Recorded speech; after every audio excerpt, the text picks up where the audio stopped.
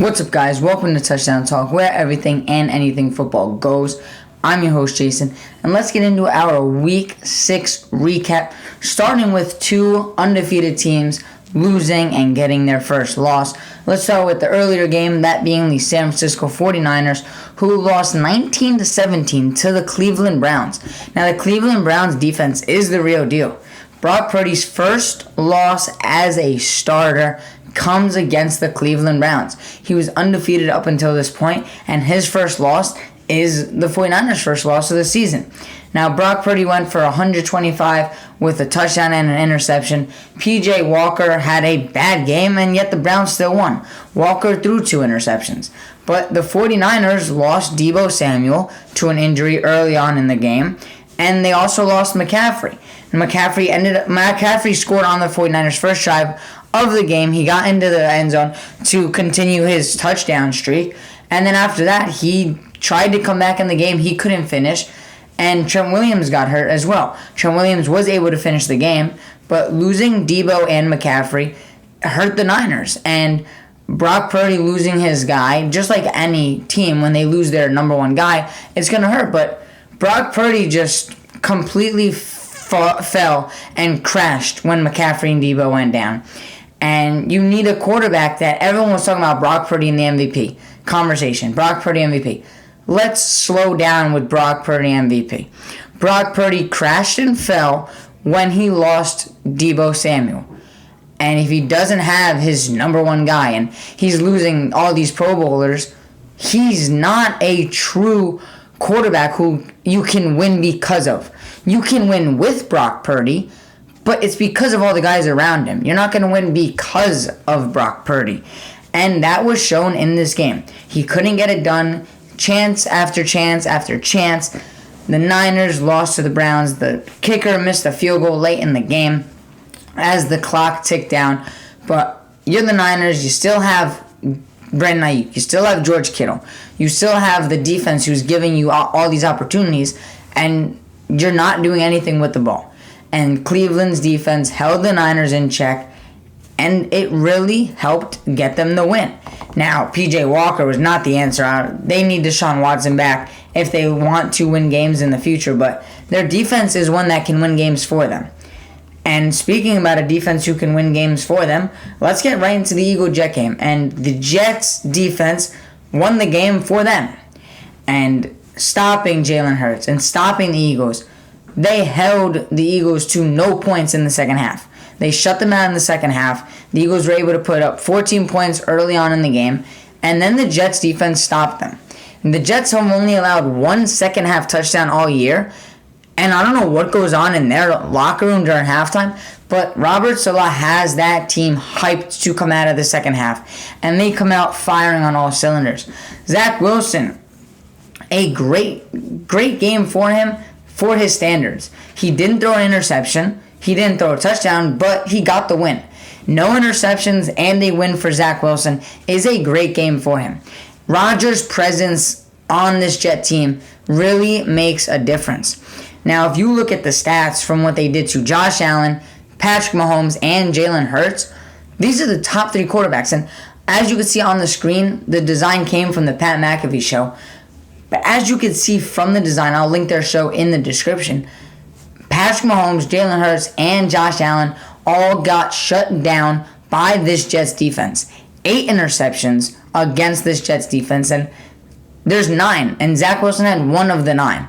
If you're going to talk about 9 interceptions and then talk about Zach Wilson, Jalen Hurts, Patrick Mahomes, and Josh Allen, I'm going to think that Zach Wilson has maybe all of them, if not majority of them. And no, he only has 1 interception against these teams. They beat the Bills week 1. They beat the Eagles in week 6. They were robbed in the Chiefs game. They should have had that. So the Jets should be 3-0 against these quarterbacks, holding them in check. The Eagles could not get anything going in the second half. Jalen Hurts had his worst game as a starter in his career. Only his second 3-interception game in 44 career games. Jalen Hurts has been an MVP caliber last year. And this season, up to this point, he hasn't lived up to that. I thought Jalen Hurts was going to be the MVP this year. I thought he was robbed of the MVP last year. I thought the Eagles were robbed in the Super Bowl last year. And I thought that Hurts was going to continue this year, but it seems as though Hurts has fallen off a little bit. And it's not like the team has changed dramatically. He still has the offensive line. He still has the wide receivers. And they got better at the running back position with DeAndre Swift, who's an upgrade from Miles Sanders.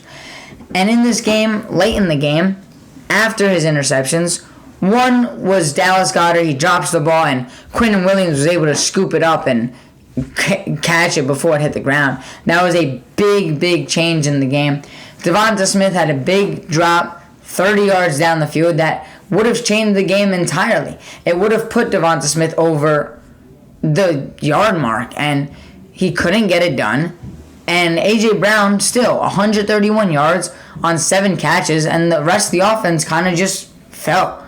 Devonta Smith had a bad game. He had a crucial drop that hurt the Eagles. DeAndre Swift, he had a fumble that hurt the Eagles. Dallas Goedert, he dropped the ball, ended up in an interception by Quinnen Williams. Jalen Hurts play, not great. And then you look at the Jets offense. At the end of the game, they were able to capitalize on a turnover yet again. The Eagles have a chance to seal the game with a first down. Hurts ends up throwing an interception. The Jets get the ball in the red zone. Breece Hall runs it in on the very next play, and the Jets take a lead. Now, a lot of people were criticizing the Jets and their coaching for not running out the clock. But as the Jets, they wanted to score, and they haven't scored a touchdown all game, and they wanted to score. So they got the touchdown. The Eagles had a chance again to win, and they couldn't. They didn't do anything, and they lost the game. Breece Hall, touchdown, sold the game. Garrett Wilson, 90 yards on 8 catches. He was catching the ball on anyone. No one on this Eagles secondary could guard Garrett Wilson. James Bradbury struggled.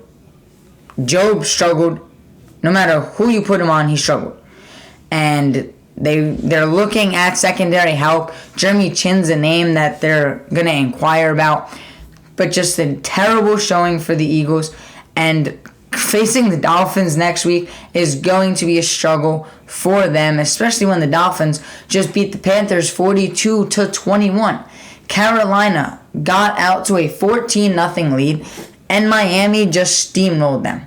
Miami came back. They started with back-to-back punts. Carolina goes up 14, and then they rattle off 3 straight drives ending in a touchdown.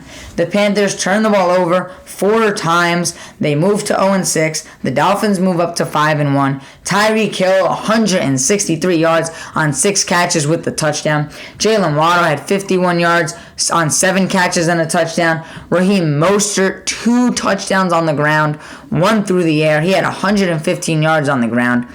Tua Tagovailoa having a great season. He should be the comeback player of the year. Don't know if he's going to win MVP, but 100% he should have that comeback player of the year award locked down despite any injuries late in the year.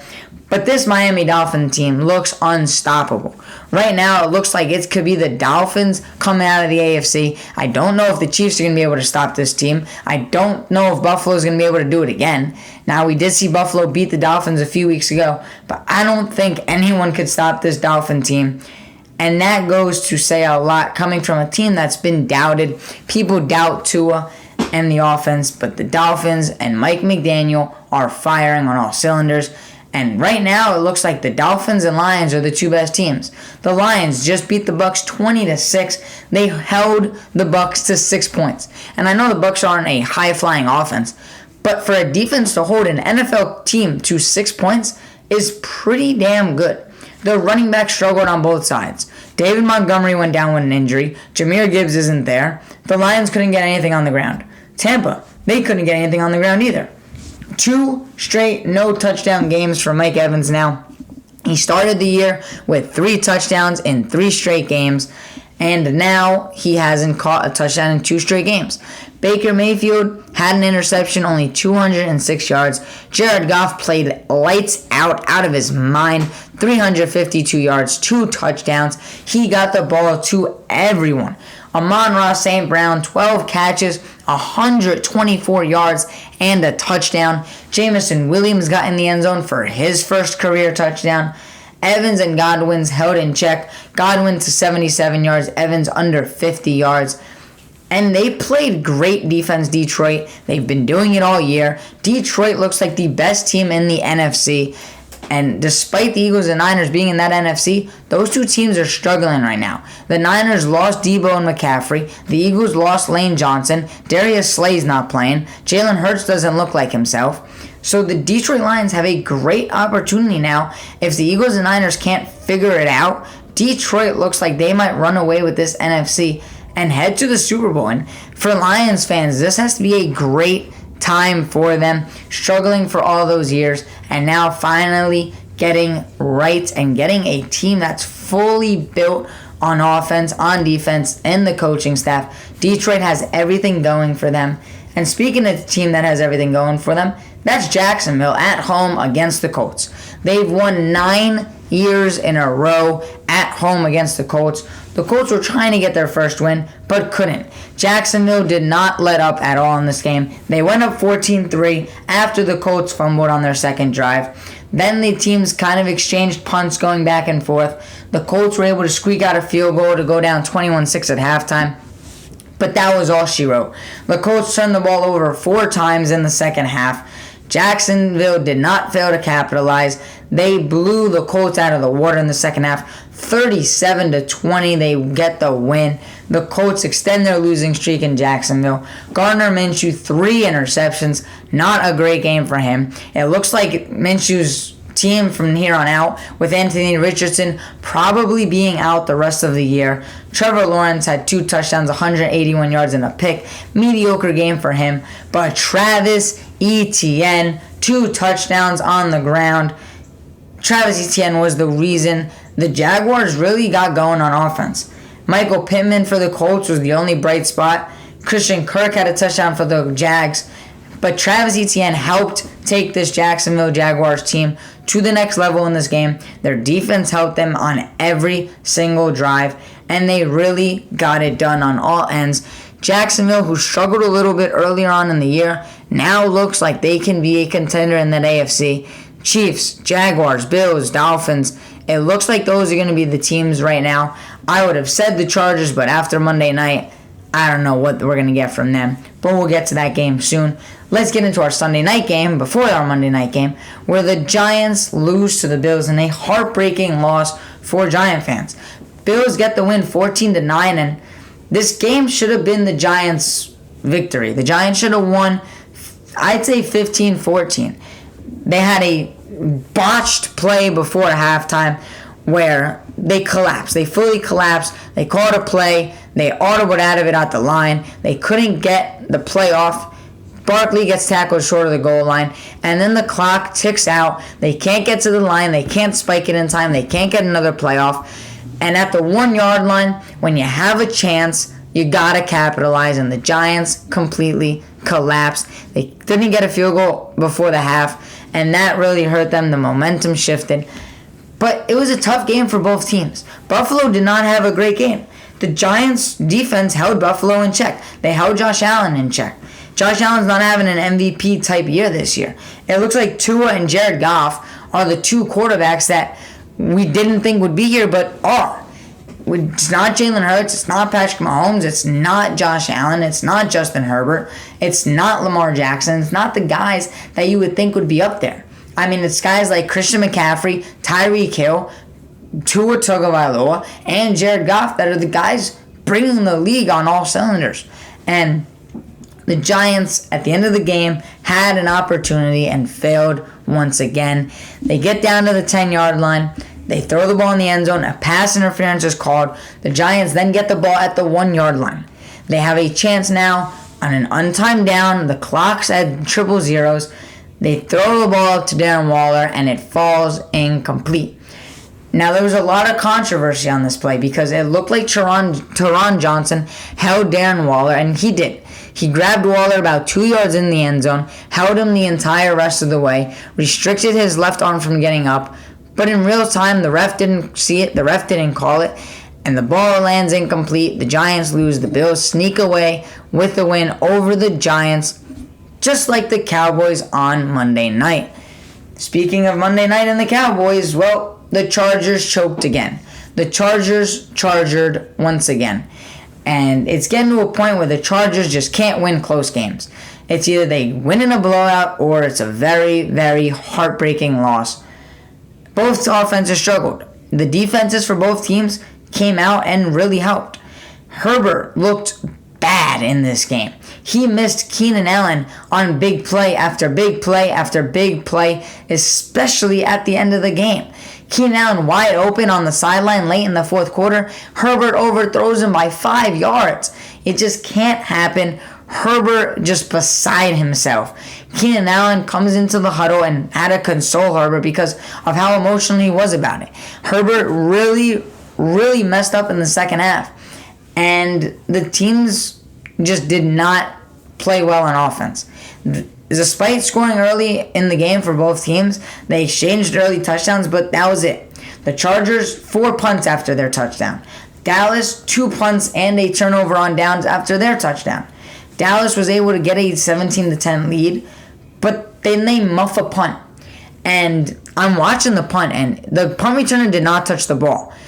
But the Charger blocked the defender into the punt returner. He couldn't touch the ball. And the guy that was blocked into him thought he did. So when he went to go recover the ball, he was the first player to touch the ball. The Chargers ended up getting the ball after that. So since Dallas was the first player to touch the ball, and it was not because of the punt returner and him getting knocked into, it wasn't an illegal touching. The Cowboys touched the ball first, and the Chargers were able to recover, score a touchdown on 4th down. Now, yes, 4th down. The Dallas defense held the Chargers once again, and they needed to go for it on 4th down, and they were able to capitalize. Eckler didn't get into the end zone. 4th down, he comes up short on 3rd.